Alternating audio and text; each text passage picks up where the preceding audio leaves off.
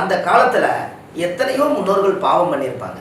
அந்த பாவம் பண்ணின தோஷத்தை எல்லாம் ஒரு சித்தர்களால் மட்டும்தான் தியானத்தில் கண்டுபிடிக்க முடியும். அப்பேற்பட்ட ஒரு பிரசத்தி வற்ற பாம்பன் சுவாமி இன்னமும் கடற்கரையோரத்தில் பல்லாயிரம் கோடி மக்கள் வந்து பூஜிக்கிறாங்க. அந்த ஆறுபடை வீடு கொண்ட திருமுருகனும் இங்கே தான் இருக்குது. எத்தனையோ மக்களுக்கு இது தெரியாமல் இருக்கலாம்.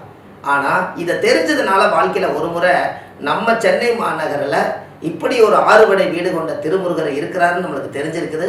நம்மளும் ஒரு முறை போய் அவர் வழிபாடு பண்ணலாம் நீங்கள் நினச்சி வீட்டில் வீடு வாசல்லாம் வலிச்சு பூசி சாமி கும்பிட்டு அந்த ஆறுபடை வீடுக்கும் போயிட்டு வந்தாச்சுன்னா அதில் இருக்கக்கூடிய ஒரு முருகராவது உங்கள் வீட்டுக்கு குடிக்கொண்டு உங்கள் பிரச்சனை தீர்த்து கொடுப்பார். அதனால சந்திரனும் ராகம் சேர்க்கை இருக்கிறவங்களும் சரி, இந்த ஆறுபடை வீடு கொண்ட திருமுருகனை கும்பிட்றவங்களும் சரி, வாழ்க்கையில் ஒரு முறை இந்த இடத்துக்கு போயிட்டு வாங்க. பாம்பன் சுவாமிகள் அப்படின்னு நீங்கள் கடற்கரையோரத்தில், சென்னை கடற்கரையோரத்தில் பாம்பன் சாப்பின்னு கூகுளில் சர்ச் பண்ணிங்கன்னா உங்களுக்கு அங்கேயே கொண்டு போய் விட்டுரும். அலையாமல் நீங்கள் நல்லபடியாக சாமி கும்பிட்டு வரலாம்.